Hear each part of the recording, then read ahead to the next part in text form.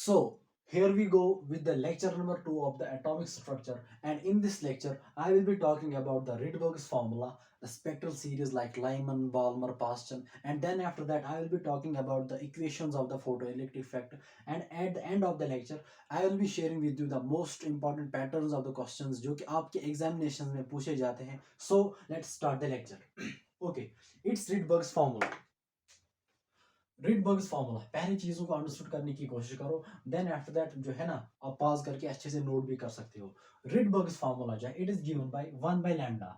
It is given by 1 by lambda that equals R H into 1 by N L square minus 1 by N H square into Z square. Lambda जो है it represents your wavelength, R H जो है R H it represents your Rydberg's constant, और इसकी value जो होती है ना दैट इक्वल्स 1.09678 इंटू 10⁵ पर सेंटीमीटर और सेंटीमीटर इनवर्स. और ऐसा यूनिट जो है ना मीटर में जो है इट इक्वल्स 1.0968 इंटू 10⁻7 पर मीटर और metre inverse. So this was about the value of Rydberg's constant. अच्छा, उसके बाद जो है जब न्यूमेरिकल्स पे हम आएंगे, न्यूमेरिकल्स में जो है न्यूमेरिकल्स में हम जो रिडबर्ग्स कांस्टेंट की वैल्यू जो लेंगे दैट इक्वल्स 1.01, यानी वहां पे जो है हम अप्रोक्सीमेशन की वैल्यू लेते हैं दैट इक्वल्स 1.01. ठीक है, 1.01 इंटू 10⁻7 पर मीटर. अच्छा, Z square, Z represents your atomic number, कोई भी एटम हो, चाहे हाइड्रोजन हो, हीलियम हो, लिथियम हो. ठीक है. अच्छा, उसके बाद जो है that is the N L and the N H. N L जो है, एन एल मान लीजिए, एन एल जो है ना, N L equals lower energy level, it's your lower lower energy level और lower orbit. Lower energy level and your NH it represents higher energy level or higher orbit. Higher energy level or higher orbit. अच्छा, 1 by lambda is equal to RH into 1 by NL square minus 1 by NH square. It is minus here. ठीक है. So this is about the Rydberg's formula. यहाँ से जो है हम wavelength को calculate कर सकते हैं, but there are other terms मतलब जिनको हम जो है Rydberg's formula से कैलकुलेट कर सकते हैं. वो कौन सी टर्म्स है? वो है हमारी frequency, energy and your wave number. अगर हम बात करेंगे सपोज एनर्जी जो है, energy is given by E is equal to H nu. H represents your frequency of the radiation and H is the Planck's constant. अच्छा, this also equals E is equal to hc by h mu. E is equal to hc by lambda.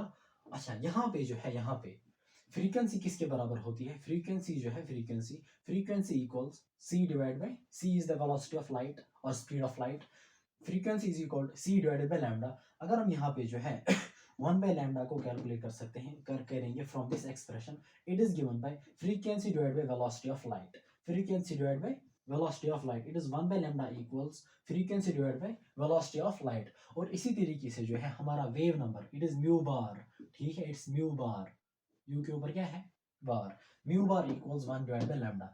1 divide by lambda. तो यहाँ पे जो है it's not only कि हम सिर्फ wavelength को कैलकुलेट कर सकते हैं, but we can also calculate the frequency, the wave number. तो यहाँ पे जो है हम रिडबर्ग्स फार्मूला जो है हम यहाँ पे ये चीज भी लिख सकते हैं like your mu bar equals 1 by lambda. Mu bar equals is well, यहाँ पे जो है ये रिलेशन आप याद रखना, म्यू बार जो है it equals 1 divide by lambda. और यहाँ पे जो है आपको पता ही होगा 1 बाय लैम्डा जो है it equals frequency divided by C. Frequency जो है, frequency is divided by frequency divided by C. So you can calculate the frequency, you can calculate the wave number, you can calculate the wavelength, and you can also calculate the energy. So you can calculate the 4 different terms from the Rydberg's formula. अच्छा, उसके बाद हम बात करेंगे अब spectral series की, but इसको जो है ना पॉज करके आप अच्छे से नोट कर लो हर एक इक्वेशन को, हर एक टर्म को. यहाँ पे जो है ना इसको म्यू बार जो है ना, mu bar it's your wave number, ठीक है. अच्छा, यहाँ पे जो है ना it's your frequency, mu is called c divide by lambda, it's your frequency, and E is simply energy. इसको जो है पॉज करके जल्दी नोट करो.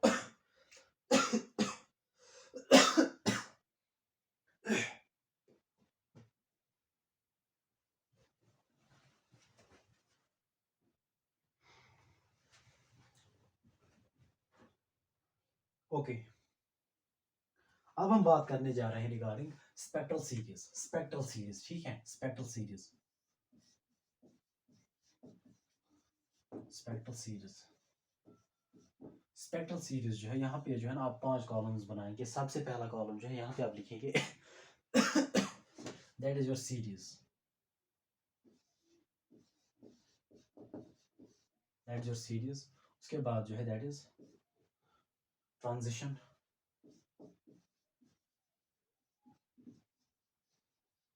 यानी NH टू NL। उसके बाद जो है that is region, then after that it's your first line,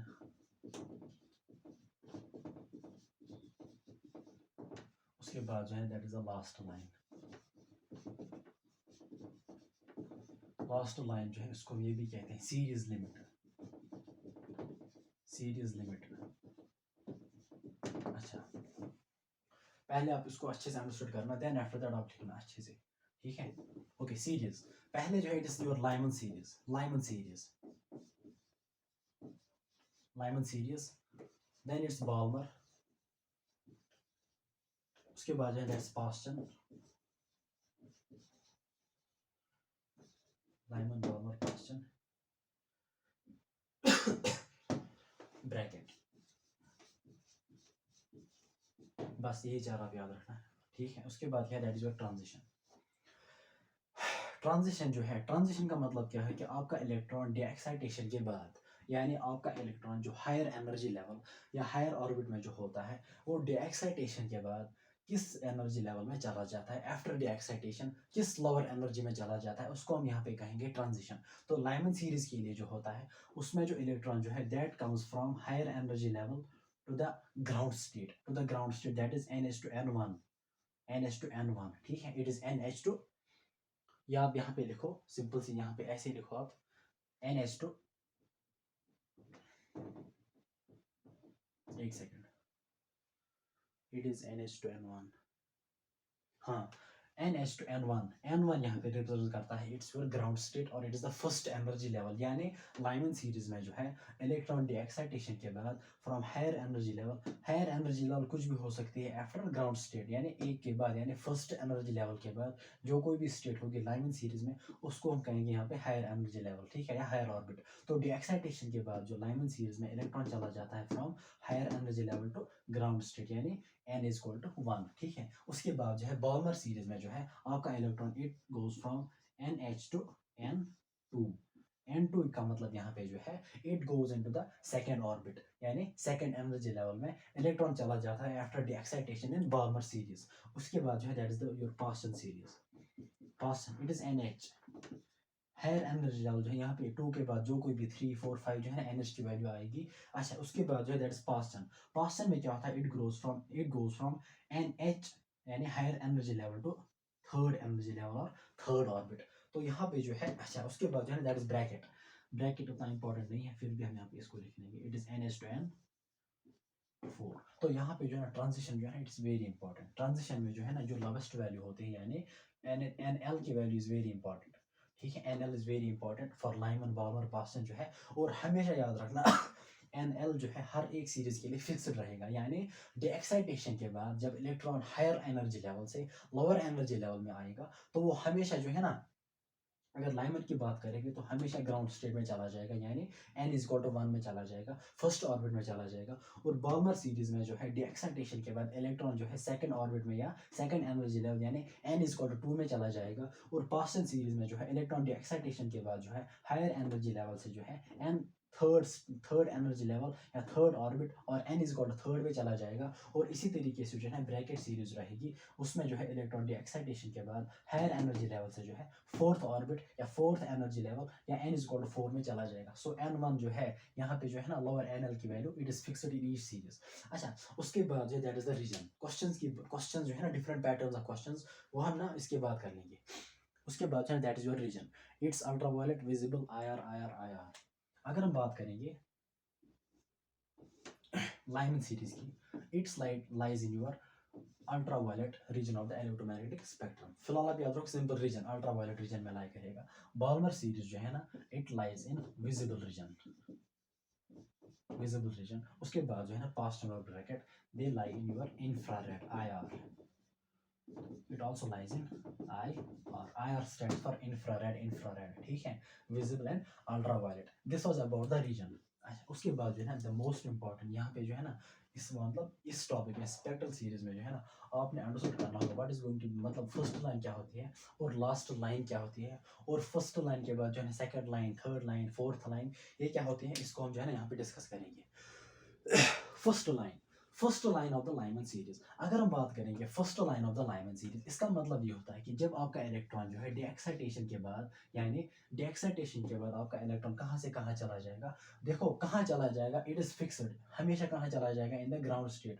Lyman series में हमेशा कहाँ चला जाएगा इन द N1 यानी फर्स्ट ऑर्बिट में, और बार्मर सीरीज में जो है ना डीएक्साइटेशन के बाद हायर एनर्जी लेवल से कहाँ चला जाएगा इनटू सेकंड ऑर्बिट, यहाँ पे जो पास में थर्ड ऑर्बिट। अब यहाँ पे बात कर रहे हैं फर्स्ट लाइन की। फर्स्ट लाइन का मतलब होता है जब आपका इलेक्ट्रॉन सेकंड एनर्जी लेवल से फर्स्ट एनर्जी लेवल में चला जाएगा, ठीक है।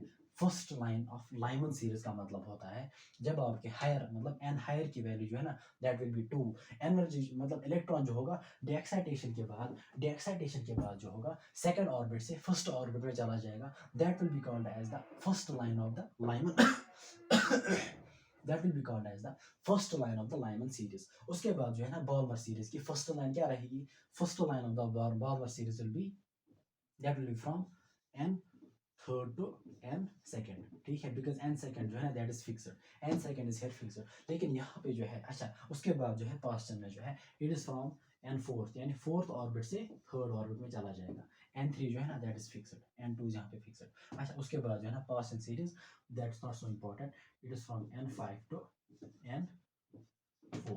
अच्छा फर्स्ट लाइन तो आपको क्लियर हो चुका होगा, it is from n2 to n1।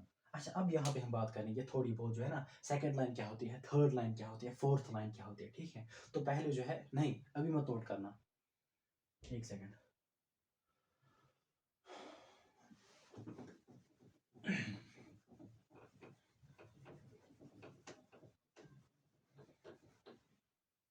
आप जरा यहाँ की तरफ देखो, लुक हियर, अच्छे से नजर, ओके सपोज मान लीजिए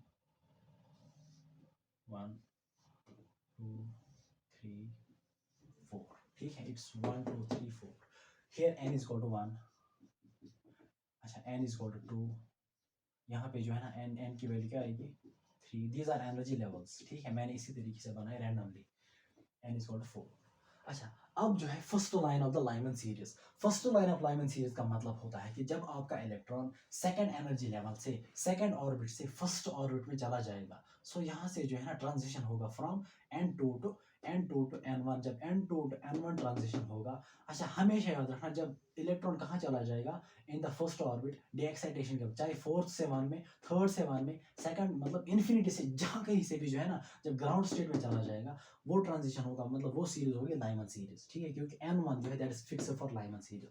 तो first line of the Lyman series is जब इलेक्ट्रॉन जो है डीएक्साइट कहाँ से कहाँ होगा, डीएक्साइट फ्रॉम n2 टू n1, ठीक है, n2 टू n1 या इलेक्ट्रॉन जंप करेगा from second orbit to first orbit, that will be called as the first line of the Lyman series. अब second line of Lyman series क्या होगी, जब आपका electron जो है डीएक्साइटेशन के बाद डीएक्साइट कहाँ से होगा from third orbit to first orbit, third orbit to first orbit, इसको हम कहेंगे second line of the Lyman series. तो यहाँ पे जो है ना आपने बिल्कुल अच्छे से अंडरस्टूड करना होगा what is the first line, what do you mean by the first line, what do we mean by the second line. अब यहाँ पे थर्ड लाइन क्या होगी, दैट विल बी फ्रॉम, अच्छा उसके बाद में बोलूंगा ये थर्ड लाइन। अच्छा third line, this is the first line, this is the second line. अब थर्ड लाइन जो है जब इलेक्ट्रॉन डीएक्साइट होगा from fourth orbit to the ground state और the first orbit, n is equal to 4 मतलब from n4 to n1, n4 to n1 will be the third line, n3 to n1 will be the second line and n2 to n1 will be the it will be your first line। अब यहाँ पे जो अगर आप देखोगे जो है ना इलेक्ट्रॉन की एक्साइटेशन में हमेशा कहाँ चला जाता है,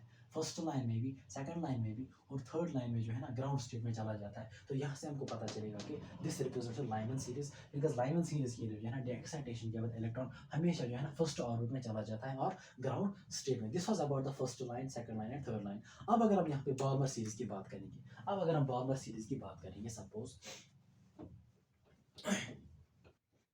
बाल्मर सीरीज, सपोज मान लीजिए it's 1 2 3 4, here n is equal to 1, n is equal to 2, n is equal to 3, n is equal to 4।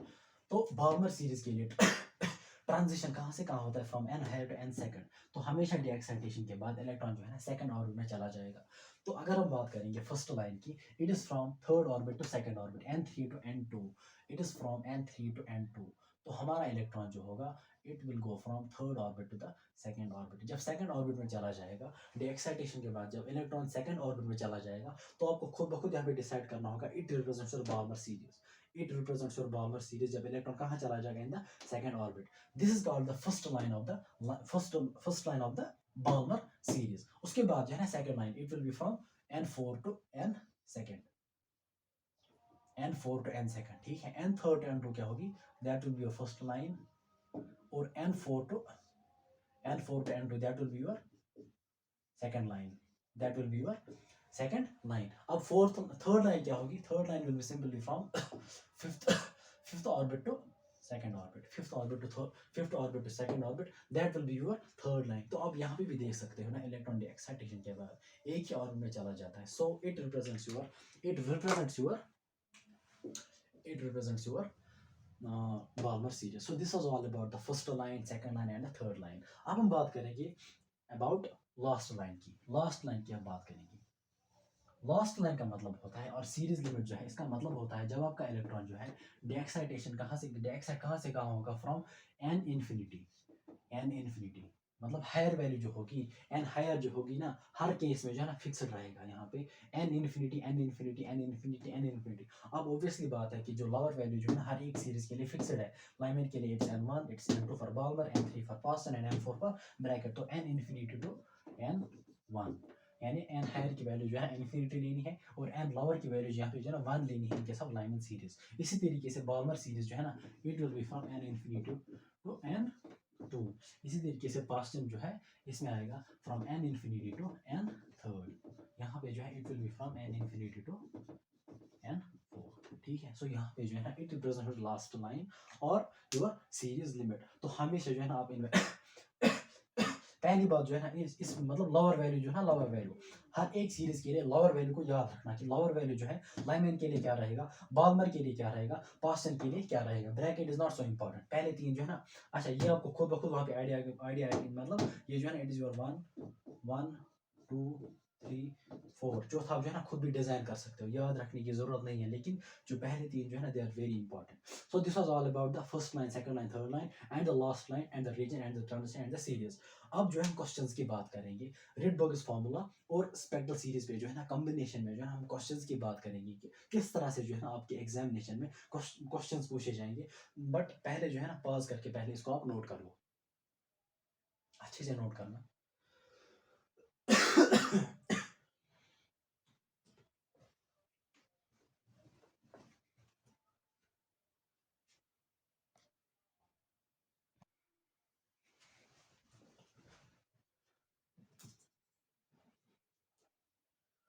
Okay, different patterns of question different patterns of questions को discuss करने से पहले जो है ना मैं आपके साथ एक और पॉइंट शेयर करने जा रहा हूँ। अच्छा, अगर हम बात करेंगे सपोज इलेक्ट्रॉन की, इलेक्ट्रॉन जो होता है ना, it is present in the different shells और सब शेल्स और ऑर्बिटल्स, ठीक है। तो मान लीजिए here is our nucleus, these are different energy levels, और यहाँ से जो है ना मान लीजिए here is the energy level, that is the infinity, this is n1 2 3 4 5 and so on to infinity. अब जो है ना इलेक्ट्रॉन प्रेजेंट होता है इन योर शेल्स, ठीक है। इलेक्ट्रॉन जो होता है ना, ये अब बात जो है ना, आप मान लीजिए कि इस बात को आपने अंडरस्टैंड और आपने पढ़ा भी होगा कि इलेक्ट्रॉन जो होता है ना, ये इसकी एनर्जी जो होती है ना, इसकी एनर्जी वो सबसे कम कहाँ पे होती है, that is near the nucleus. यानी जो फर्स्ट ऑर्बिट होगी यहाँ पे इलेक्ट्रॉन की एनर्जी यानी कम होगी, यानी मतलब ज़्यादा स्टेबल होगा, मतलब फिलहाल मैं स्टेबिलिटी की बात नहीं करूंगा, मैं एनर्जी की बात करूंगा यहाँ पे, क्योंकि मुझे यहाँ पे जो है ना आपको कुछ दिखा समझाना है फर्स्ट लाइन और लास्ट लाइन, वहाँ पे जो है ना मैक्सिमम एनर्जी और मिनिमम एनर्जी जो है ना वो क्या होती है। तो इन शॉर्ट आप याद रखना कि ये जो ग्राउंड स्टेट यानी नियर द न्यूक्लियस इलेक्ट्रॉन की एनर्जी कम होती है, यानी मैं लिख सकता हूँ यहाँ पे E minimum it is near the nucleus या इन द लोअर ऑर्बिट्स। और सबसे ज्यादा एनर्जी जो है ना मैक्सिमम एनर्जी जो है ना वो कहाँ पे होती है, that is eight the infinity. तो इन्फिनिटी पे जो होती है ना that is the maximum energy. अच्छा ठीक है यहाँ तक। अच्छा उसके बाद जो है ना अगर हम बात करेंगे सपोज एनर्जी की, E is equal to H nu. E जो है ना यहाँ पे energy it is directly proportional to your frequency. तो यहाँ पे जो अगर एनर्जी मिनिमम है, अगर इलेक्ट्रॉन की एनर्जी जो है न्यूक्लियस के नज़दीक मिनिमम है, तो यहाँ पे जो है ना फ्रीक्वेंसी भी क्या होगी, frequency will also be minimum, frequency भी मिनिमम होगी। और एट इन्फिनिटी जो है फ्रीक्वेंसी क्या होगी, फ्रीक्वेंसी वी जो है ना ये भी क्या होगी, मैक्सिमम। इसी तरीके से जो है ना अगर हम बात करेंगे सपोज आपकी जो है ना relation E is equal to H C divided by lambda, H C divided by lambda, H and C they are constants. और ई जो है ना energy E is inversely proportional to, E जो है ना E is inversely proportional to lambda. तो अगर energy ज़्यादा होगी वेव लेंथ क्या होगी, wavelength will be minimum. तो अगर हम बात करेंगे नियर द न्यूक्लियस अगर एनर्जी मिनिमम है, अगर फ्रीक्वेंसी को पहले छोड़ो, अगर एनर्जी मिनिमम है तो वेव लेंथ क्या होगी, wavelength will be maximum. तो मैं यहाँ पे लिख सकता हूँ लैम्डा विल बी मैक्सिमम। इसको हम कहते हैं जो है ना मैक्सिमम, यहाँ पे मतलब मैक्सिमम वेवलेंथ और लॉन्गेस्ट वेवलेंथ भी हम यहाँ पे इसको कह सकते हैं। और यहाँ पे जो हम क्या लिख सकते हैं, लैम्डा मिनिमम, क्योंकि एनर्जी अगर मैक्सिमम होगी, एनर्जी अगर इंक्रीज होगी वेवलेंथ विल डिक्रीज। तो एनर्जी अगर मैक्सिमम होगी तो वेवलेंथ विल बी मिनिमम। यहाँ पे हम इसको कहेंगे जो है ना, यहाँ पे हम इसको नाम दे सकते हैं shortest wavelength, shortest lambda. Shortest wavelength कब होगी, मतलब इन्फिनिटी पे यानी। अच्छा अब उसके बाद जो है ना यहाँ पे उसको हम कहेंगे जो है ना that is the longest wavelength, longest lambda, ठीक है। अच्छा उसके बाद जो है ना that is the wave number तो आपको पता ही होगा। Wave number wave number is also, wave number जो है ना wave number it is also equal to 1 divide by lambda, means कि it is inversely proportional to lambda. तो जो एनर्जी जो है ना फ्रीक्वेंसी जो है ना म्यू बार जो है ना इनके लिए जो है एक ही चीज़ रहेगी, will be maximum at the infinity, यानी energy frequency and wave number ये कहाँ पे मैक्सिमम होंगे, और इन्फिनिटी पे मैक्सिमम होंगे, और मिनिमम कहाँ पे होंगे, एट नियर द न्यूक्लियस। अब यहाँ पे जो है ना मुझे आपको ये चीज़ समझाना है कि फर्स्ट लाइन जो है ना फर्स्ट लाइन का मतलब होता है, first line represents this case, ये वाला केस जो होता है ना, ये वाला case, this represents your first line. And this case जो है, ये वाला केस जो है, ये वाली सिचुएशन, ये वाली कंडीशन जो है, this represents your last line और सीरीज लिमिट। तो यहाँ पे जो आपने क्या याद रखना है, सिंपल जो है, सिंपल में फर्स्ट लाइन का मतलब होता है फर्स्ट लाइन। अगर मैं आपको इसको इरेज करूँ यहाँ पे,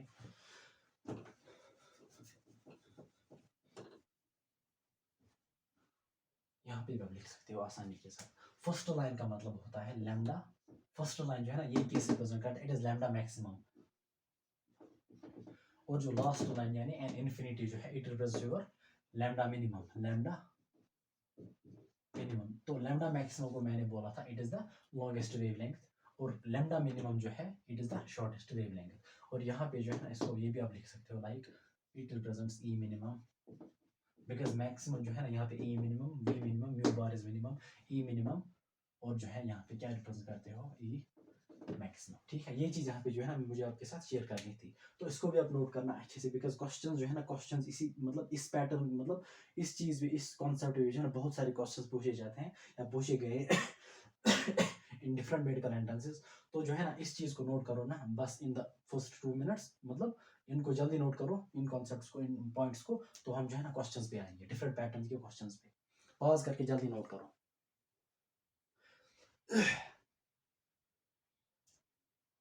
जल्दी जल्दी, okay.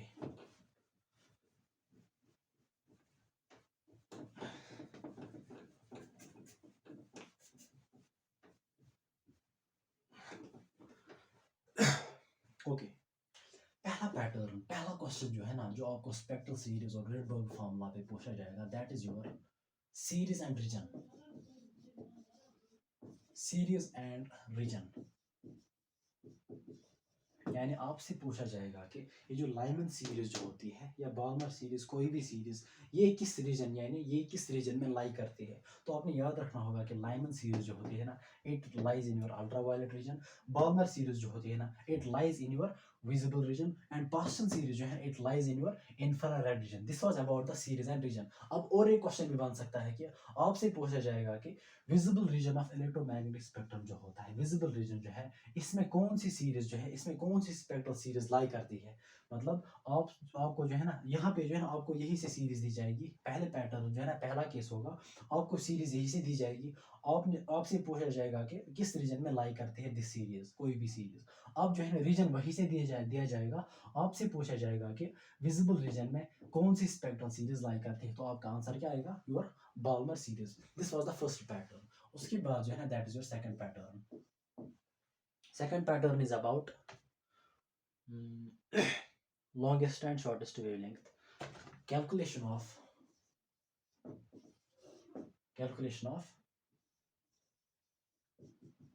shortest or longest wavelength. आपसे पूछा जाएगा कि calculate the shortest wavelength of the Lyman series. मतलब लाइमन सीरीज की जो शॉर्टेस्ट, मतलब आपसे पूछा जाएगा कि कैलकुलेट द शॉर्टेस्ट और longest wavelength of Lyman, Balmer और पास्टन। कोई किसी भी सीरीज की जो है ना, आपसे पूछा जाएगा calculate the shortest wavelength of the Lyman series. Suppose आपसे पूछा जा रहा है कि लाइमन सीरीज की जो है ना शॉर्टेस्ट वेवलेंथ कैलकुलेट करो। लाइमन सीरीज की शॉर्टेस्ट वेवलेंथ जो है ना, इसको आप कैलकुलेट करो। तो आप जो है ना यहाँ पे रिडबर्ग्स फार्मूला को यूज कर सकते हो आसानी के साथ। तो रिडबर्ग्स फार्मूला जो है, it is given by 1/λ is equal to RH into 1/NL square minus 1/NH square into Z square। Z जो है ना हमेशा जो हमारे पास हाइड्रोजन होगा, और जो वहां पे दिया जाएगा, जो एलिमेंट दिया जाएगा, मोनो इलेक्ट्रॉनिक स्पीशीज, उसको आपने लेना होगा। तो आपसे पूछा जाएगा कि कैलकुलेट द शॉर्टेस्ट और the longest wavelength of the Lyman series. Suppose मैं पहले शॉर्टेस्ट की बात करूं, shortest wavelength of the Lyman series की शॉर्टेस्ट वेवलेंथ, मैंने आपको पहले ही बोला जो है ना, जो फर्स्ट लाइन होती है, फर्स्ट लाइन यानी near the nucleus, first line जो है ना, फर्स्ट लाइन क्या रिप्रेजेंट करता है, योर लैम्डा मैक्सिमम यानी लॉन्गेस्ट वेवलेंथ। और लास्ट लाइन जो होती है ना, it represents your lambda minimum. आपने जो है इसको नोट किया होगा, आप वहां पे देख भी सकते हो। फर्स्ट लाइन जो है, इट रिप्रेजेंट्स योर लॉन्गेस्ट और maximum wavelength, and the last line जो है, यो सीरीज लिमिट जो है ना, it represents your minimum wavelength और शॉर्टेस्ट वेवलेंथ। अब अगर ये बात कर रहा है, अगर ये शॉर्टेस्ट वेवलेंथ की बात कर रहा है, इट मींस कि it is minimum wavelength means it is the last line का मतलब जो है ना, ट्रांजिशन कहाँ से कहाँ तक होगा, from n infinity to n1। तो यहाँ से जो है ना आपको n हायर और n लोअर की वैल्यू पता चल जाएगी। मतलब शॉर्टेस्ट वेवलेंथ से जो है आपको पता चलेगा, it is your from n infinity to n1। तो n इन्फिनिटी जो है आपने यहाँ पे सिंपल वैल्यू पुट करना है, 1/∞ that is equal to 0, 1/NL square यानी n is here n1। For Lyman के लिए it is the ground state. This was about shortest wavelength. अब बात कीजिए, मतलब अब वहां से पूछा जाएगा आपको लॉन्गेस्ट वेवलेंथ की। लॉन्गेस्ट वेवलेंथ का मतलब यानी maximum wavelength, it is first line का मतलब ट्रांजिशन कहाँ से कहाँ जा रहा है, फ्रॉम n2 टू n1 यानी from second orbit to first orbit. तो अब सिंपल सी बात है, जो है यहाँ पे जो है, जो लॉन्गेस्ट वेवलेंथ के लिए जो है ना आपका ट्रांजिशन होगा, it will be from n2 to n1 यानी NL जो है, जो लोअर ऑर्बिट, उसकी वैल्यू 1 लेनी है, और n हायर जो है इसकी वैल्यू 2 लेनी है। सो 1/2 स्क्वायर इट इज 1/4। वहाँ पे आप खुद भी कैलकुलेट कर सकते हो। यहाँ पे जो है मैं आपको जो है ना एक फ्रेम प्रोवाइड कर रहा हूँ, कि पैटर्न प्रोवाइड कर रहा हूँ, कि बाकी न्यूमेरिकल आप खुद भी सॉल्व कर सकते हो। इक्वेशन में बस उसके वैल्यू पुट करना है। बाकी जो है मैं आपको यहाँ पे समझाने की कोशिश कर रहा हूँ कि किस तरह से जो है ना क्वेश्चन शॉर्टेस्ट लॉन्गेस्ट वेरिएंट का मतलब क्या होता है। अच्छा, अब जो है इसके बाद जो है इसी पैटर्न का दूसरा जो है आपसे पूछा जाएगा कि what is the maximum energy, what is the minimum energy, what is the maximum frequency. तो मैक्सिमम फ्रीक्वेंसी का मतलब क्या होता है कि आपकी इन्फिनिटी पे एनर्जी मैक्सिमम होती है, आपकी जो है ना फ्रीक्वेंसी भी मैक्सिमम होगी। तो मैक्सिमम फ्रीक्वेंसी का मतलब it is your last line. अब जो है यहाँ पे और एक क्वेश्चन आपसे पूछा जाएगा रिगार्डिंग दिस, लाइक आपसे पूछा जाएगा कि calculate the wavelength of the third line of the, इस क्वेश्चन को आप नोट कर लो जरा यहाँ पे, calculate the wavelength Calculate the wavelength of the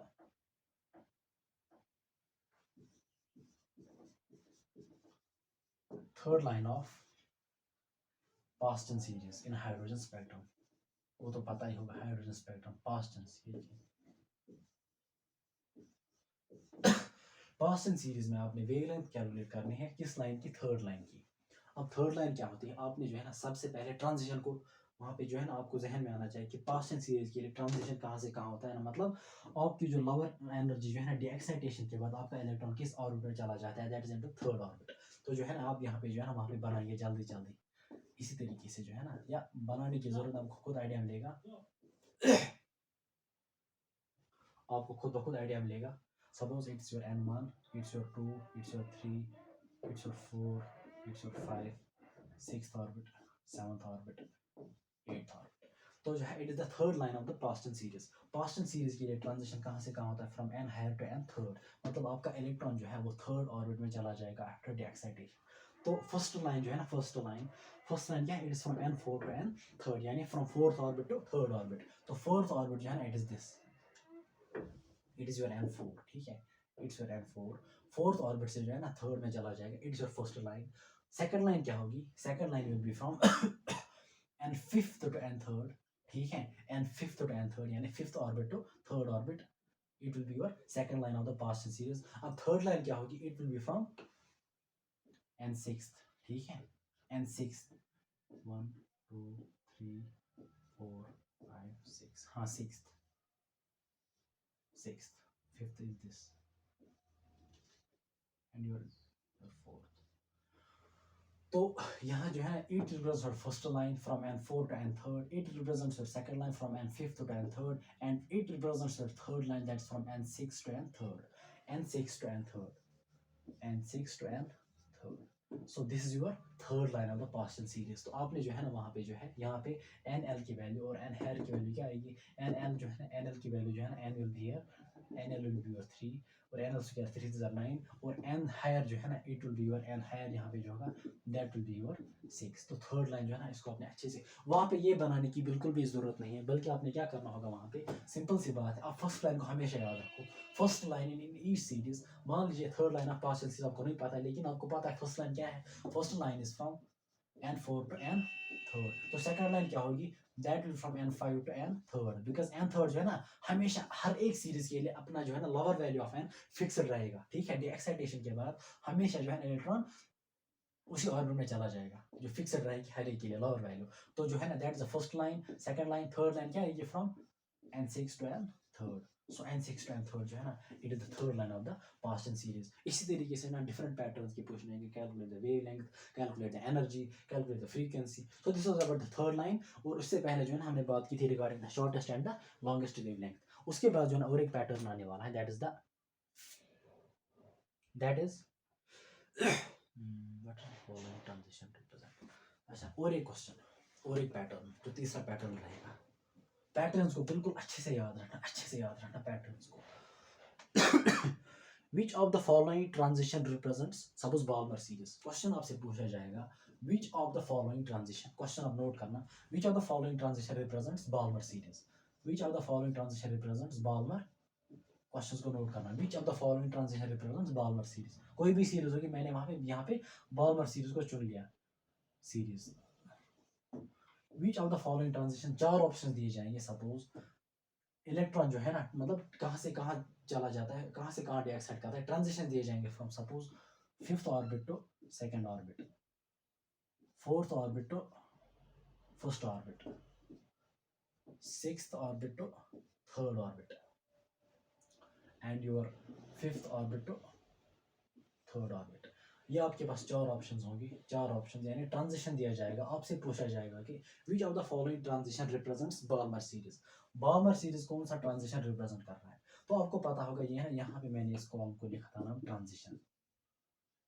transition, ठीक है, ट्रांजिशन। तो बाल्मर सीरीज के लिए ट्रांजिशन कहाँ से कहाँ होता है, from n higher to n second, यानी डीएक्साइटेशन के बाद फ्रॉम हायर एनर्जी लेवल कहाँ इलेक्ट्रॉन चला जाता है, into the second orbit, second energy level. तो आपने ऑप्शन में देखना है कि डीएक्साइटेशन के बाद यानी ट्रांजिशन जो है ना लोअर ट्रांजिशन जो है ना, ट्रांजिशन ट्रांजिशन आपने देखना कि किस ट्रांजिशन में इलेक्ट्रॉन सेकंड ऑर्बिट में चला जाता है, क्योंकि बाल्मर सीरीज में जो ट्रांजिशन होता है कि डीएक्साइटेशन के बाद आपका इलेक्ट्रॉन सेकंड ऑर्बिट में चला जाता है। तो यहाँ पे आपने नोट करना होगा, यहाँ पे आपने देखना होगा कि किस ट्रांजिशन में। So it's your this transition 5 to 2, because यहाँ पे जो है ना second is the lower value of n, और लोअर वैल्यू ऑफ एन जो होता है ना, it is for your Balmer series, it is for your Balmer series. तो यहाँ पे जो है ना, यहाँ पे आप इसको लिख सकते हो, यहाँ पे आप आसानी के साथ यहाँ पे इसका ऑप्शन आएगा योर दिस। अब यहाँ जो है ना, ये वाला ट्रांजिशन, ये कौन सा ट्रांजिशन रिप्रेजेंट, मतलब ये वाला ट्रांजिशन कौन सी सीरीज रिप्रेजेंट कर रहा है, 5 to 3, थर्ड ऑर्बिट किसके लिए फिक्स है, third orbit it is for Paschen. So ये वाला जो है ना, ये रिप्रेजेंट कर रहा है पास्ट टेंस,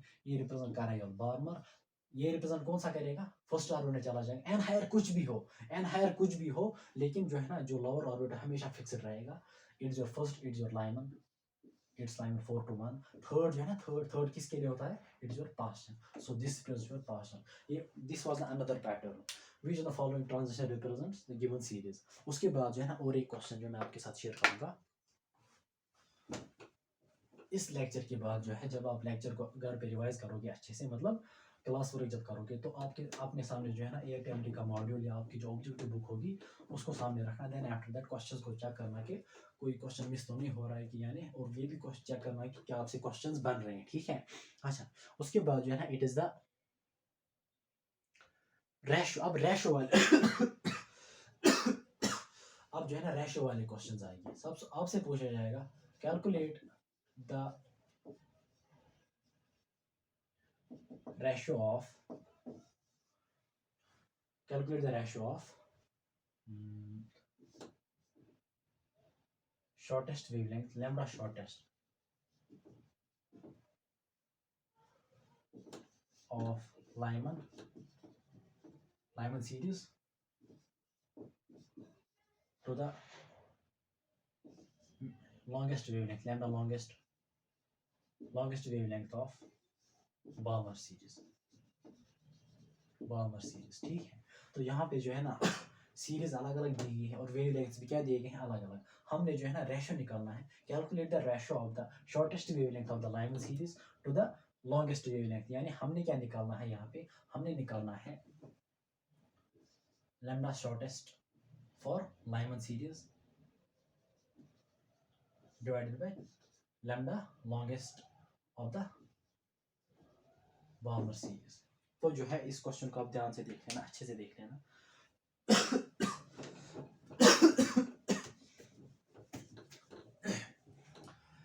सबसे पहली बात, हम लाइमन सीरीज की बात करेंगे। Shortest wavelength of the Lyman series, lambda S represent shortest, it is Lyman series के लिए जो है ना, shortest wavelength of the Lyman series. हमने ट्रांजिशन देखना है कि इलेक्ट्रॉन कहाँ से कहाँ जाएगा, बिकॉज रेडबर्ग्स फार्मूला जब हम रेशियो लेंगे तो रेडबर्ग्स जो है ना, रेडबर्ग्स कांस्टेंट और आपका जी अगर सेम होगा तो वो दोनों कैंसिल होंगे रेशियो में, बिकॉज सेम क्वांटिटीज अगर न्यूमिनेटर और डिनोमिनेटर में होते हैं वो कैंसिल आउट होते हैं। अच्छा, Lyman shortest wavelength of the Lyman series, it's your first line, it's your last line. First line जो होती है, it represents your maximum wavelength lambda max, और longest wavelength lambda L, lambda longest, ये तो आपको पता ही होगा। लास्ट लाइन जो है, इट इज लैम्डा मिनिमम, यानी लैम्डा एस, शॉर्टेस्ट वेवलेंथ। अब अगर शॉर्टेस्ट वेवलेंथ की बात कर रहा है लैम्डा एस, और यहाँ से जो है ना, for Lyman lambda S L यानी लाइमन। तो लाइमन सीरीज के लिए जो है ना, ट्रांजिशन लैम्डा एस यानी shortest wavelength for Lyman, this is your Lyman shortest wavelength lambda minimum. उसके लिए जो है ना, it is from n infinity to n1, n1।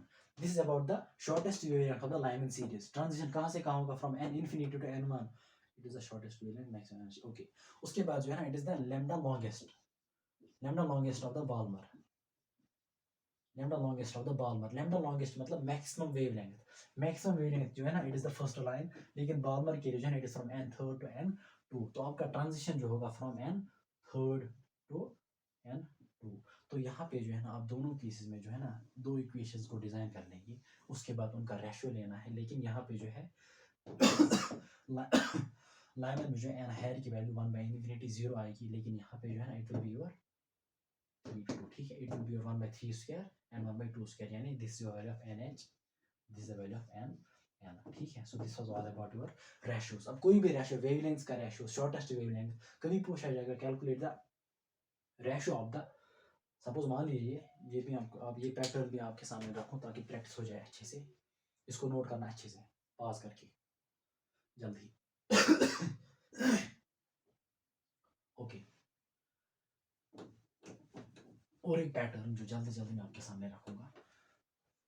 Calculate the ratio of the,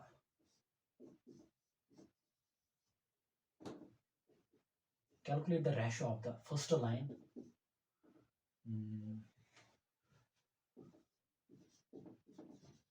first line to second line in Balmer series. Question को note करना, solution मैं नहीं दिखाऊंगा, आप जनरल पैटर्न्स को याद रखना. फिर आप जो है ना डिफरेंट न्यूमेरिकल जब आप सॉल्व करोगे फ्रॉम PYQs, आपको खुद ब खुद ऐड, मैं जनरल पैटर्न आपके सामने रख रहा हूँ. General pattern, calculate the ratio of the first line to the second line of the Balmer series. Balmer series. Ratio of the first line to the second line. Simple सी बात है. लेकिन ratio of the wavelength of the first line, ठीक है? Ratio of the wavelength of the first line. Ratio of the wavelength of the first line to the second line of the Balmer series. तो first line of the Balmer series जो है, first line of the Balmer series, आपको पता होगा Balmer series जो है ना, Balmer series is this. इसके लिए जो first line होगी that is from n3 to n2, from n3 to n2, और जो second line होगी that will be from n4 to n2, because lower value जो होता है ना हमेशा फिक्स्ड रहती है, n हायर चेंज होती है for a given series. n higher change होती है लेकिन जो लोअर वैल्यू होती है ना वो हमेशा सेम रहेगी. So this is the first line of the Balmer series and this is the second line of the Balmer series. तो वहाँ पे जो है ना आपके लिए n हायर की वैल्यू 4 आएगी, यहाँ पे n हायर की वैल्यू 3 आएगी, एंड लोअर जो है ना that will be fixed, that's true in each case. उसके बाद उनका स्क्वायर लेंगे, देन रेशियोज आपको खुद ब खुद. लेकिन जब रेशियोज आप लोगे तो आपका जो है ना RH रिडबर्ग्स कांस्टेंट ये भी कैंसिल आउट होगा, और अगर एटम जो है ना, अगर हाइड्रोजन स्पेक्ट्रम दोनों केस में होगा तो जी स्क्वायर जो है ना वो भी कैंसिल आउट होगा. लेकिन अगर एक में जो है ना, आपसे कभी क्वेश्चन ये भी पूछा जाएगा कि calculate the ratio of the first line of the calculate the ratio of the wavelength of the first line to second line in Balmer series for hydrogen and helium respectively. तो first line जो है ना मान लीजिए that is for hydrogen, और second line मान लीजिए that is for He positive, ठीक है, He पॉजिटिव हीलियम. तो यहाँ पे Z जो है ना, Z की वैल्यू डिफरेंट आएगी, तो Z भी इन्वॉल्व होगा in the ratios. So this was about the another pattern. और एक पैटर्न जो है ना मैं आपके सामने रहूंगा. अब मैं यहाँ पे सिर्फ वेवलेंथ की बात कर रहा हूँ, लेकिन एनर्जी भी पूछा जा सकता है. एनर्जी, फ्रीक्वेंसी और वेव नंबर भी वो आप खुद देख सकते हो, ठीक है, from the first line and the last line. और एक पैटर्न जो है मैं आपके सामने रहूंगा रिगार्डिंग दिस.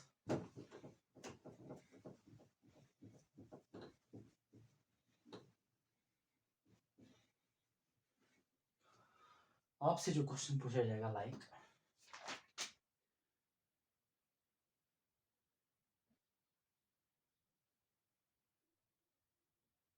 क्वेश्चन ऐसे होगा, मान लीजिए ट्रांजिशन हो रहा है from n is equal to n is equal to 1. 4 cases में, ठीक है. एक हो रहा है किसमें, हाइड्रोजन में, हीलियम, लिथियम, एक्चुअल में it is He positive, Li2 positive, Be3 positive, ठीक है. Mono electronic species, mono electronic species. तो क्वेश्चन पूछ रहा है कि ट्रांजिशन जो है ना, ट्रांजिशन हर एक केस में सेम हो रहा है, इसमें भी, इसमें भी, इसमें भी, इसमें भी. आपसे पूछा जा रहा है कि मैक्सिमम वेवलेंथ जो है, आपसे क्वेश्चन पूछा जा रहा है कि the electronic transition from n2 to n1 will produce shortest wavelength in. Shortest wavelength किस केस में प्रोड्यूस होगी among the given 4 options. Shortest wavelength किस केस में प्रोड्यूस होगी, शॉर्टेस्ट वेवलेंथ यानी लैम्डा मिनिमम. तो यहाँ पे जो है ना रिडबर्ग्स फार्मूला, आप जो है ना इसको जो है ना आपने लिखनी है, Rydberg's formula 1 divide by lambda it is equal to RH into 1 by NL square minus 1 divide by NH square.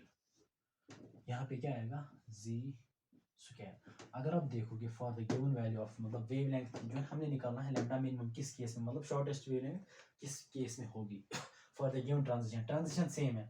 तो जब n की वैल्यू सेम है इन ऑल द 4 केसेस, तो मान लीजिए ये आपका कांस्टेंट रहेगा, कांस्टेंट सेम रहेगा. और एच इज ऑल्सो कॉन्स्टेंट, तो आपकी जो है ना वन बाई लैम्डा की रिलेशन क्या आएगी, it will be directly proportional to one by lambda, यानी इट इज जी स्क्वायर, यानी G square is inversely proportional to lambda, ठीक है, या lambda is inversely proportional to ji square. तो अब यहाँ पे आपने देखना है, तो यहाँ से आपको क्या आइडिया मिला कि one by lambda it is inversely proportional, मतलब lambda is inversely proportional, one by lambda is directly proportional, यानी one by lambda is directly proportional but lambda is inversely, दो डिफरेंट टर्म्स है, one by lambda and lambda, one by lambda is directly proportional to ji square, but lambda जो है it is inversely proportional to ji square, और आगे right here के lambda जो होता है it is inversely proportional to ji square. तो यहाँ पे जो है जिसका एटॉमिक नंबर ज्यादा होगा, इन चारों में से जिसका एटॉमिक नंबर ज्यादा होगा उसमें जो है शॉर्टेस्ट वेवलेंथ होगी, शॉर्टेस्ट वेवलेंथ। तो बेरिलियम जो होता है ना इसका इसका एटॉमिक नंबर जो है दैट्स 4, तो जी स्क्वायर जो है इट विल 16, मतलब एटॉमिक नंबर ज्यादा तो वेवलेंथ कम, यानी शॉर्टेस्ट वेवलेंथ। तो इसका ऑप्शन जो है ना that will B this shortest wavelength, यानी एटॉमिक नंबर जिसका ज्यादा होगा। सो दिस वाज अनदर पैटर्न। अच्छा, उसके बाद जो है ना these were the different pattern of questions, जो आपको जो है ना सीरीज और रीजन के बारे में, वेवलेंथ या कोई भी चीज, ट्रांजिशन के बारे में, first line, last line, second line, third line, in higher energy, ये वाले इस केस में डिफरेंट एम्स में पूछा जाएगा। अब जो है ना मैं मतलब this was all about the spectral series, यानी लाइमन बॉर्न और पार्सन सीरीज में तो डिफरेंट पैटर्न्स ऑफ क्वेश्चंस जो है ना पूछे जा सकते हैं। मतलब मुझे नहीं लगता है कि इसके अलावा कोई चीज़ पूछी जाएगी, ठीक है। मैंने ऑलमोस्ट हर एक पैटर्न आपके सामने रखा। अब जो है इस लेक्चर को देखने के बाद, क्लास वर्क करने के बाद जो है अपने सामने AIPMT या आपकी जो ऑब्जेक्टिव बुक होगी उसको सामने रखो। देन आफ्टर दैट कि आप देखो कि कितने क्वेश्चंस आपसे बन रहे हैं। लेकिन मैं यहाँ पे जो है ना एक सिंपलेस्ट फॉर्मूला जो है ना, सिंपलेस्ट क्वेश्चन आपके सामने रखूंगा, एक सिंपलेस्ट पैटर्न। आपको पता ही होगा ना, E is equal to H nu, it also equals to H C divided by lambda. अब आप कहेंगे कि आप कौन से क्वेश्चन दिखा रहे हो, सिंपलेस्ट क्वेश्चन। यहाँ पे जो है ना क्वेश्चन सिंपलेस्ट है, इक्वेशन बहुत सिंपल है, हर एक को याद होगी। E is equal to h nu. H is the Planck's constant, mu is the frequency, h is the Planck's constant, c is the velocity of light, lambda is the wavelength. ठीक है, Planck's constant की value जो होती है that is 6.62 into 10 to the power minus 34 joule second. ठीक है, numericals में आप सिंपल लिखना, न्यूमेरिकल्स आप डायरेक्टली ले सकते हो 6.6, ठीक है, 6.6 न्यूमेरिकल्स में। अच्छा, c is the velocity that's 3 into 10 is 8 meter per second, wavelength is in meters, its frequency that's in hertz। अच्छा, आपको जो है आपको कभी वहाँ से फ्रीक्वेंसी दी जाती है, फ्रीक्वेंसी आपको वहाँ से दी जाती है, आपको जो है एनर्जी कैलकुलेट करनी होती है। तो जब फ्रीक्वेंसी दी जाएगी, energy can be calculated from E is equal to H nu. ठीक, E इज इक्वल सिंपल, मतलब these are the simple questions. लेकिन अभी मैं आपको बोलूंगा कि क्वेश्चन इन सिंपलेस्ट इक्वेशंस पे क्वेश्चन किस तरह से डिफिकल्ट बनता है फिर, ठीक है। इक्वेशन बहुत सिंपल है लेकिन क्वेश्चन किस तरह से डिफिकल्ट बनता है वो मैं भी आपके साथ शेयर करूंगा। फ्रीक्वेंसी दी जाएगी, आपने एनर्जी कैलकुलेट करनी होगी, या एनर्जी दी होगी आपको फ्रीक्वेंसी कैलकुलेट करनी होगी, ठीक है। अच्छा, अब दूसरा केस होगा, समटाइम्स आपकी वेवलेंथ जो है ना, आपको वेवलेंथ दी जाएगी, आपको जो है आपको पता ही होगा E is equal to H C divided by lambda. आपको वेवलेंथ दी गई है, आपको एनर्जी कैलकुलेट करनी है, simple E is equal to H C divided by lambda. अब आपको एनर्जी दी गई है, आपने वेवलेंथ को कैलकुलेट करना होगा, so lambda comes here, E comes here, ठीक है। अच्छा, sometimes frequency is equal to C divide by lambda. आपको जो है वेवलेंथ दी गई है, आपको फ्रीक्वेंसी कैलकुलेट करनी है, आपको फ्रीक्वेंसी दी गई है, आपको जो है ना वेवलेंथ कैलकुलेट करनी है। These are the simplest questions. लेकिन जो है कभी क्या होता है कि एग्जामिनर जब इन इक्वेशंस पे क्वेश्चंस डालेगा, लाइक नीट 2021 में जो क्वेश्चन पूछा गया था, इसी इक्वेशन के बेस पे क्वेश्चन पूछा गया था। क्वेश्चन क्या दिया गया था, एनसीईआरटी का क्वेश्चन था, एनसीईआरटी का। आपको जो है वहां पे जो है ना, एक सेकंड,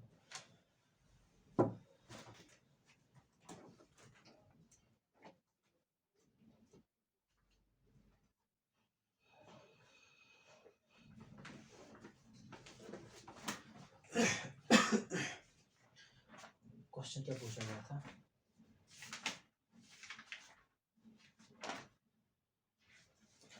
एनसीईआरटी का क्वेश्चन था, a particular station of all India radio new Delhi broadcast frequency 1368 kilohertz.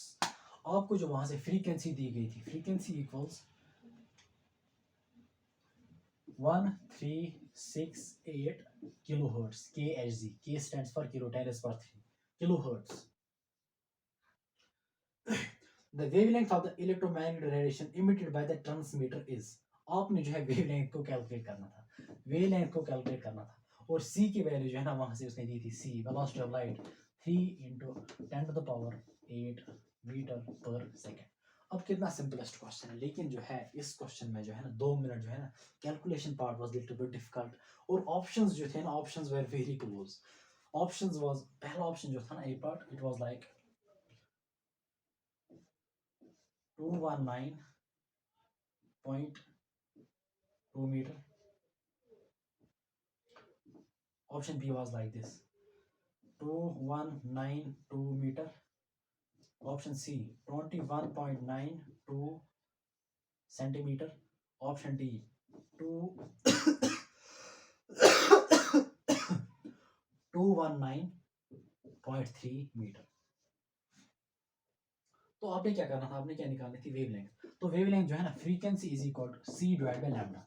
तो यहाँ से फ्रीक्वेंसी दी गई है, सी भी दी गया है, तो आपने लैम्डा निकालना है। So lambda equals C divided by frequency. C जो है ना, अब आप देखो सी यहाँ पे जो है ना it is 3 into 10⁸ 8 divided by frequency कितनी थी 1368 इंटू 10⁻3। तो अब आप अगर देखोगे जो है ना यहाँ पे 1368 यहाँ पे 3 था, तो यहाँ पे कैलकुलेशंस लिटिल बिट डिफिकल्ट हो गई थी। और जब मैंने इसका आंसर निकाला, मेरा आंसर क्या निकला, मेरा आंसर निकला, मुझे ये आंसर निकला बी पार्ट, और मैंने बी को टिक किया वहां पे, मैंने बी को टिक किया वहां पे, क्योंकि मुझे ये आंसर निकला था 2192 मीटर। जब मैंने आंसर की चेक की थी तो ये गलत था, इतना सिंपलेस्ट क्वेश्चन गलत था बिकॉज ऑफ द कैलकुलेशंस। ठीक है, कैलकुलेशन में जो है ना कहीं पे गड़बड़ सी हो गई थी, लेकिन कॉन्सेप्ट वाज वेरी इजी, तो इसका बी ऑप्शन नहीं था वहां पे। ठीक है, तो इक्वेशंस आसान होती, लेकिन समटाइम्स जो है ना एग्जामिनर जो है ना कोई जो है ना वैल्यू पुट करता है, ऐसी वैल्यू वहां से देता है कि आपका क्वेश्चन लिटिल बिट जो है ना from calculation point of view आपका क्वेश्चन जो है ना लिटिल बिट लेंथी और डिफिकल्ट बन जाता है। So it's not always about your equation and formulas, sometimes it's about the calculation. So calculation part भी जो है ना आपने स्ट्रॉन्ग रखना होगा। ठीक है, अच्छा उसके बाद जो है ना, अच्छा और एक जो है ना क्वेश्चन मैं आपके सामने रखूंगा, और एक question last question from this topic. उसके बाद जो है ना फोटो इलेक्ट्रिक इफेक्ट की बात करेंगे। फोटो इलेक्ट्रिक इफेक्ट आपको पता ही होगा, एनर्जी ऑफ फोटोन। आपसे सपोज क्वेश्चन पूछा जाएगा कि कैलकुलेट एनर्जी ऑफ फोटोन, आपको जो है ना वहां से फ्रीक्वेंसी दी गई है, कैलकुलेट एनर्जी ऑफ फोटोन, आप सिंपल से लेंगे E = h न्यू। लेकिन अब क्वेश्चन पूछ रहा है कि calculate the energy of 1 mole of photon. 1 mole of photon जो है 1 mole of photon, calculation of E1 मोल। ठीक है, energy of 1 mole of photon जो है it is given bye h into new multiplied by Avogadro's number into n। ठीक है, this is the energy of 1 mole of photon, this is the energy of simple photon. Energy of 1 मोल और Na की value आपको पता ही होगी, it equals 6.023 into 10⁻23। But numericals में जो है ना आप लेंगे, सिंपल सी बात है, न्यूमेरिकल्स में आप लेंगे 6 into 10⁻23, it's per mole, it's per mole. So this was another question. अच्छा, और एक कॉन्सेप्चुअल क्वेश्चन जो है मैं आपके सामने, लास्ट क्वेश्चन, लास्ट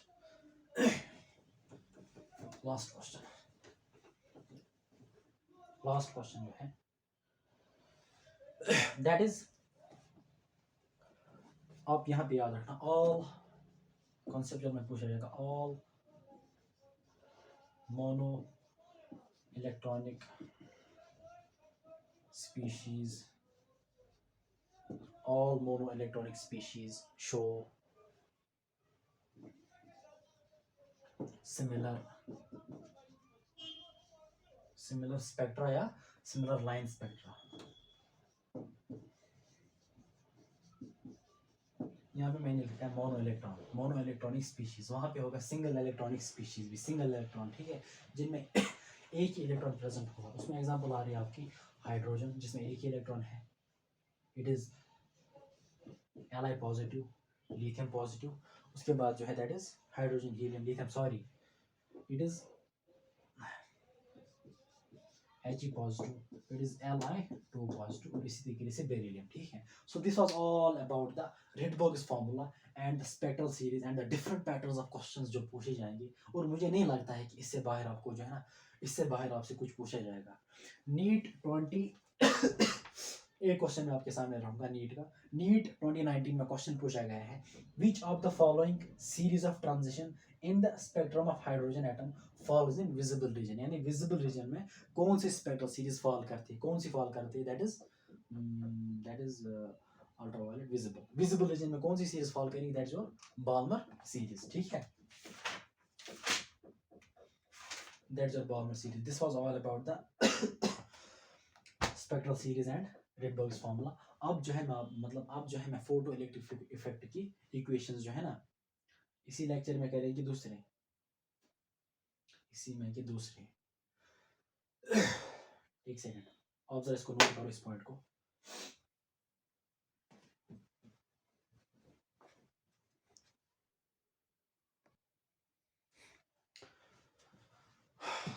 तो आई थिंक आज के लिए इतना ही, क्योंकि सेहत भी ठीक नहीं है, ठीक है, सेहत इजाज़त नहीं दे रही है।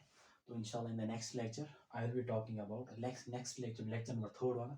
लेकिन जो आज का लेक्चर जो है इसके लिए जो है PYQs मैं अपलोड नहीं करूँगा। PYQs पे जो है मैं डिफरेंट क्वेश्चंस अपलोड नहीं करूँगा, क्योंकि मैंने आपके सामने ऑलमोस्ट हर एक पैटर्न का क्वेश्चन रखा। अब यहाँ पे जो है ना क्वेश्चंस को लिखना है, फिर मुझे आपने जो है वैल्यू कैलकुलेट करके देनी है। ऐसा नहीं है कि आप ग्रेड 11th या 12th के बच्चे हो, ठीक है, you are not mature enough, आप खुद वैल्यू कैलकुलेट कर सकते हैं। मैंने आपको बेसिक फ्रेम जो है ना मैंने आपको वो प्रोवाइड किया, ठीक है। अब आपके पास जो मॉड्यूल होगा, जो DPP होगा, जो भी कोई ऑब्जेक्टिव बुक होगी जो है ना, उनसे आप स्पेक्ट्रल सीरीज पे, लाइमन बाल्मर सीरीज और जो है ना रेडबर्ग्स फार्मूला पे डिफरेंट क्वेश्चंस को सॉल्व कर सकते हो। But in the next lecture होगा, मे बी वो लेंथी हो सकता है थोड़ा, मे बी वो अराउंड 70 मिनट्स या 80 मिनट्स का भी हो सकता है, 1 आवर एंड 20 मिनट्स का भी हो सकता है। उसमें जो है उसमें हम 4 टॉपिक्स को कवर करेंगे, that is your photo electric effect and your borrows theory, very important topic, your de Broglie concept, that's a very important concept, and the Heisenberg's uncertainty principle, ठीक है। तो de Broglie एंड बोहर जो है ना, ये दो topics, दो concepts वहाँ पे इंपॉर्टेंट रहेंगे, ठीक है। तो इंशाल्लाह इन द नेक्स्ट लेक्चर हम इन 4 चीज़ों को डिस्कस करेंगे। ठीक से रहना, अच्छे से पढ़ाई करना, टेंशन नहीं लेना, ठीक है। अभी एग्जामिनेशन के लिए जो है ना, कितना टाइम है, कितना टाइम एग्जामिनेशन के लिए है, खुद ही बोलो। एग्जामिनेशन के लिए अभी जो है आपके पास around 5 to 6 months are there, 5 to 6, it is January, February, March, April, May, June, because June से June last week of June से पहले आपका एग्जामिनेशन नहीं हो सकता। क्यों नहीं हो सकता मुझे नहीं पता है, लेकिन नहीं हो सकता, ठीक है। अभी हमारी काउंसलिंग स्टार्ट ही नहीं हुई है, ठीक है।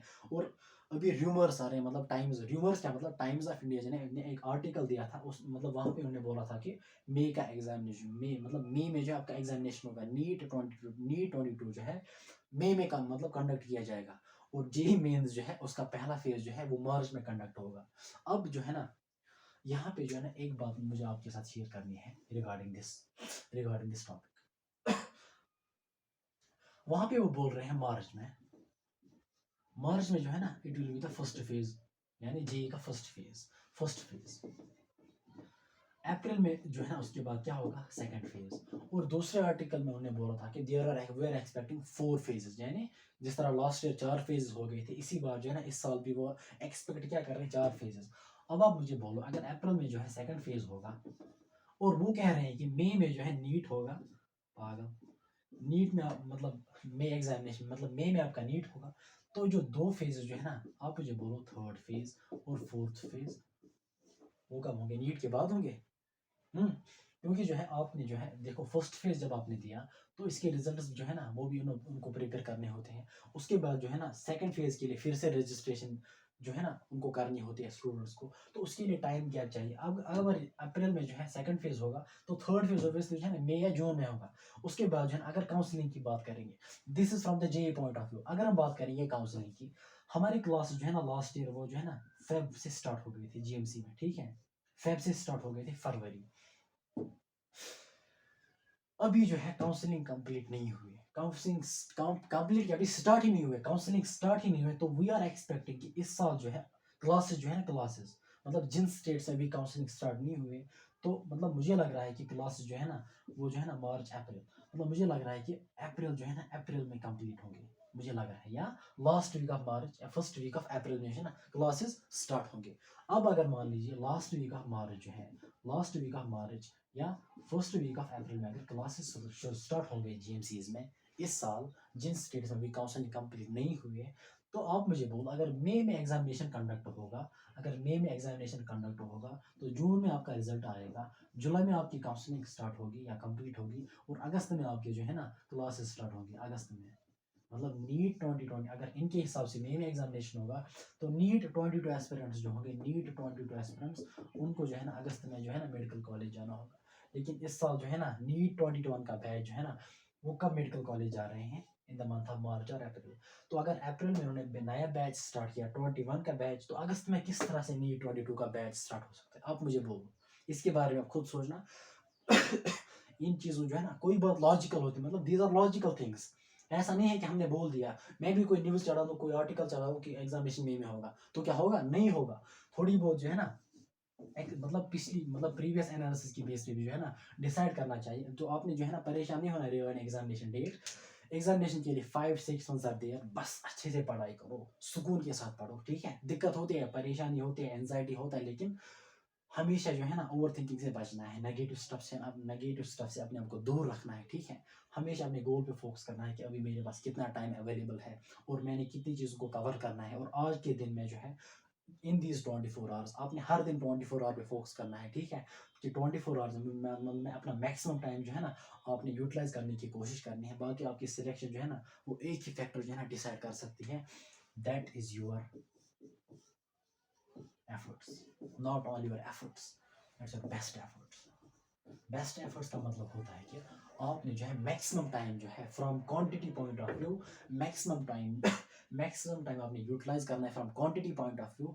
From quality point of view आपने जो है ना जो टाइम आप यूटिलाइज कर रहे हो विथ उसकी लेवल ऑफ फोकस, उसकी लेवल ऑफ कंसंट्रेशन जो है ना वो अटमोस्ट होनी चाहिए, बल्कि आपको जो है ना फील आना चाहिए कि आप पढ़ रहे हो, ठीक है? सो बेस्ट एफर्ट्स हर दिन आपने देने हैं, और वीकली जो है ना आपने 5-6 दिन अच्छे से पढ़ने हैं, और कभी ब्रेक भी लेनी है, ठीक है? और दूसरी बात, मोबाइल फ़ोन जो है ना, मोबाइल फ़ोन, आपका मोबाइल फ़ोन, आप ऑनलाइन पढ़ रहे हो, ऑफलाइन पढ़ रहे हो, यूट्यूब जितनी भी मतलब मोस्ट ऑफ द स्टूडेंट जो है ना उनका टाइम यूट्यूब से ज़ाया होता है बहुत ज़्यादा। यूट्यूब पे शॉर्ट्स वीडियो को देखते हैं, ठीक है? मतलब जब वो पढ़ाई कर रहे होते हैं तो उसके बाद जब उनको ब्रेक लेनी होती है तो वो मोबाइल फ़ोन को इस्तेमाल करते हैं, उनको लग रहा है कि हम रेस्ट कर रहे हैं, but that is not the rest. Rest का मतलब होता है कि जब आपने 3-4 घंटे पढ़े, उसके बाद आपको ब्रेन जो है ना आधा घंटा जो है ना अपनी आंखें बंद करनी है, ठीक है? लेटना है या चुप करके अच्छी मतलब सोचना है कि यार क्या मैं ठीक से जा रही हूँ या ठीक से जा रहा हूँ, मतलब कहीं पे इंप्रूवमेंट तो नहीं लानी है, ठीक है? वो होता है रेस्ट, मतलब जब आपको ब्रेन को ज़्यादा एफर्ट्स ज़्यादा सोचना ना पड़े। अब अगर आप फ़ोन यूज़ कर रहे हो तो फ़ोन पे जो है ना मतलब पढ़ाई की तरफ उतना फोकस नहीं होता है कि जितना फ़ोन की तरफ होता है एक स्टूडेंट को या किसी को भी। मतलब अगर आप कोई मूवी देख रहे हो, कोई भी चीज़ देख रहे हो, तो आपको जो है ना उसकी एक ही चीज़ जो है ना याद रहती है, लेकिन पढ़ाई नहीं रहती यार। तो इट मीन्स कि जब आप फ़ोन चला रहे होते हो तो आपका फोकस इन्वॉल्व, आपका ब्रेन इन्वॉल्व हो गया, तो कहाँ का रेस्ट? कहाँ का मतलब कहाँ का रेस्ट मुझे बोलो? तो रेस्ट के लिए जो है ना फ़ोन पे जो है ना जप नहीं करना है, बस मेडिटेशन करो, ठीक है? थोड़ा बहुत सोचो अपने गोल के बारे में, अपने जो है ना अपने रीजंस के बारे में सोचो कि मैं क्यों पढ़ रहा हूँ, मैं क्यों पढ़ रही हूँ, क्या मेरी सिलेक्शन होगी इस बार, क्या मैं अपने बेस्ट एफर्ट्स दे रही हूँ या दे रहा हूँ, ठीक है? दीज आर द फैक्टर्स जो आपकी सिलेक्शन को डिसाइड करेंगे। बाकी टाइम वेस्ट नहीं करना है, ठीक है? टाइम वेस्ट करो तो आपको जो है ना इन द एंड रिग्रेट के सिवा कुछ हासिल नहीं होगा, ठीक है? So be careful about the wastage of time, और हर दिन अपना बेस्ट एफर्ट देने की कोशिश करो। लॉन्ग और स्टडी को मतलब लॉन्ग और स्टडी नहीं करनी है, मतलब 4 घंटे एट अ स्ट्रेच, 5 घंटे at a stretch, no no no. Long और स्टडी जो है ना उसमें इंसान जो है ना फोकस्ड नहीं रह पाता है, बल्कि क्या करना है मैक्सिमम जो है ना मैक्सिमम मतलब एक रेंज होता है, मतलब मेरे लिए एक रेंज था from 45 minutes to 1 and 30 minutes, एक मतलब ये मेरा रेंज था, मतलब 30 मतलब 90 मिनट्स से ज़्यादा जो है ना मैं सब्जेक्ट को नहीं पढ़ पाता, मैं अपना सब्जेक्ट चेंज करता था और मैं रेस्ट करता था, ठीक है? तो उसके बाद क्या होता था, जब आप सब्जेक्ट चेंज करते हो या आप ब्रेक लेते हो तो आप जो है ना फिर से रिफ्रेश होते हो। लेकिन जब आप एट ए स्ट्रेच एक सब्जेक्ट को 4 घंटे पढ़ते हो ना तो आप बिल्कुल एग्जॉस्ट होते हो, और दूसरे सब्जेक्ट के लिए जो ना आपके आपके लिए मतलब वो जो है ना वो एनर्जी आपको मतलब आप फील नहीं करते हो, आपकी मतलब वो मूड नहीं रहता है, फिर जो है ना वो पैशन नहीं रहता है जो नेक्स्ट इंटरवल होता है। तो क्या करना चाहिए, लॉन्ग और स्टडी नहीं करनी चाहिए, ठीक है? बाकी जो आपकी टिडबिट्स चाहिए इंशाल्लाह वो मैं साथ साथ बोला करूँगा। तो नेक्स्ट लेक्चर तक के लिए ठीक से रहना, अच्छे से पढ़ाई करना। अल्लाह हाफिज़।